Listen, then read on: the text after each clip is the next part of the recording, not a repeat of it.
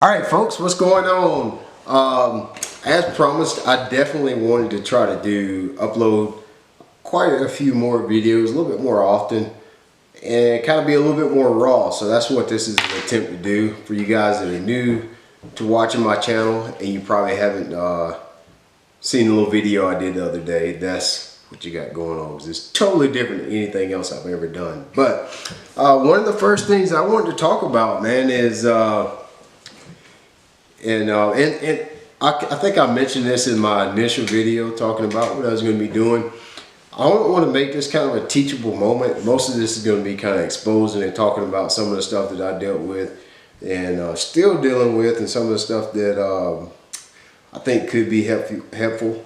Try to maybe steer you around what I messed up on, and some of the things I did good. It won't all be bad. Some of the stuff that I did, I think, really helped me, and some of the stuff I think held me back. And one mistake that I made early on in fishing is what I'm going to talk about now. And that mistake is being extremely hard on myself. I was way too hard on myself back when I first started. I was fishing BFLs and so forth right out of school. So I back then we didn't have college fishing. I always knew I wanted to fish.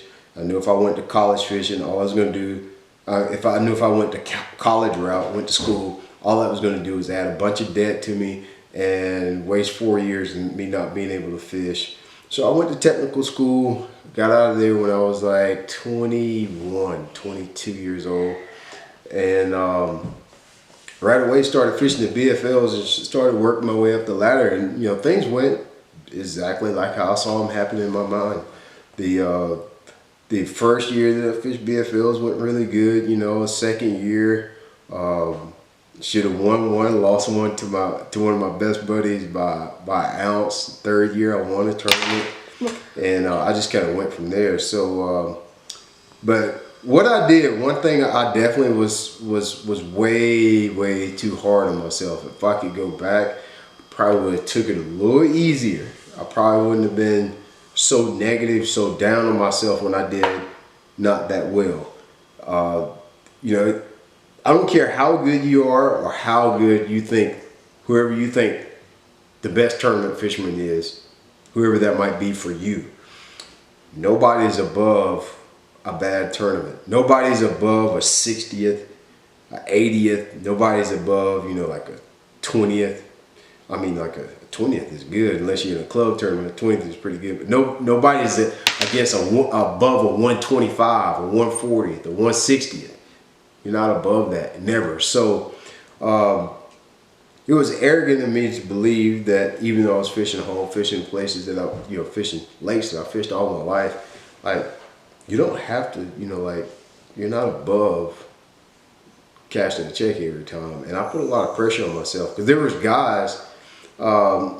You know, it's a competitive sport, so of course a lot of times you tend to compare yourself to other people, and that was one of the mistakes I made. You know, I came through where it was a group of anglers coming through that their careers just progressed really fast, and I felt like in my mind and truly in my heart, I probably worked just as hard or harder as they did, but my career didn't go nearly as fast as they did.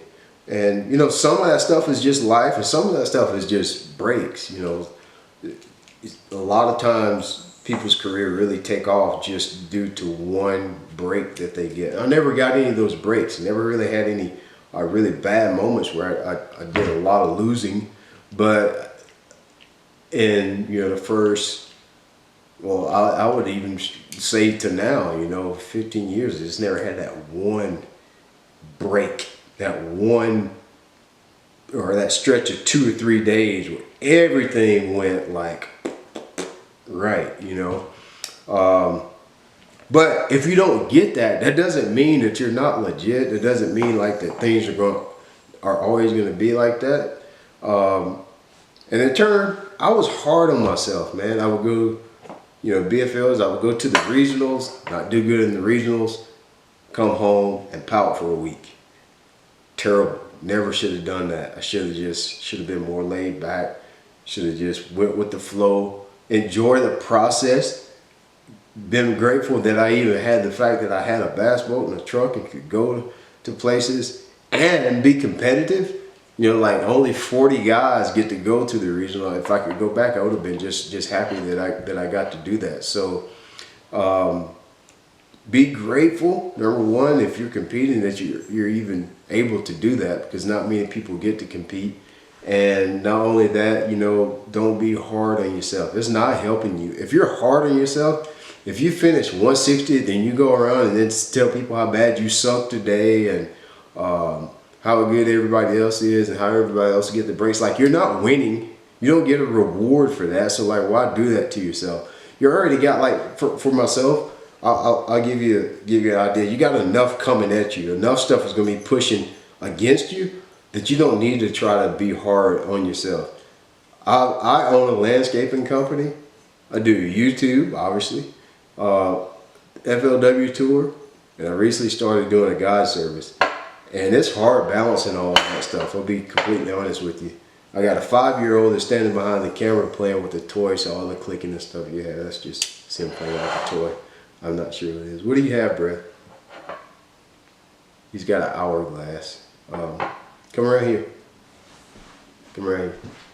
But you know, I got like all that stuff. I got a lot going on, you know. So like, you can't afford to be negative. You can't afford to be hard on yourself, because, man, like, you're already gonna have enough kicking you in the nuts that where you don't need to be hard on yourself when you don't do good.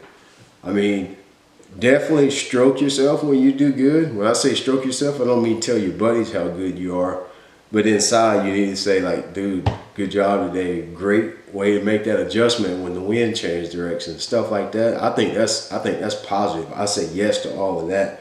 But man, I was real bad about telling myself, like, I'm not going to be able to do it, or if you don't start getting yourself together, you won't be able to do it for much longer. Like, how about just enjoy the fact that you can actually do it, is what you want to try to do. That's, I feel like, when you're winning is when you're enjoying it. Because personally, I enjoy tournament fishing. That is, like, that's where it's at for me. I love tournament fishing. I also love fishing just in general too, but tournament fishing is what really, really wakes me up in the morning. So now that I know that, I try to enjoy the process a little bit more than I did in the beginning. So don't be hard on yourself. If you want to get burnt out and quit, like, really fast, go out there, spend a bunch of money, not cash a check, and then tell yourself you'll be so burnt out you won't last 2 or 3 years. But stroke yourself when you do good. When it's tough and you have those bad events, like, just chill, bro. Like, you're not above that. You're not above a good tournament. I mean, a bad tournament. Nobody is. So take that, do whatever you want to with it, man. Stick it in your back pocket for a rainy day, or you can just take it, trash it, throw it, and burn it if you want to. But that would be my advice. And that's a little bit exposing what I did wrong. So, peace.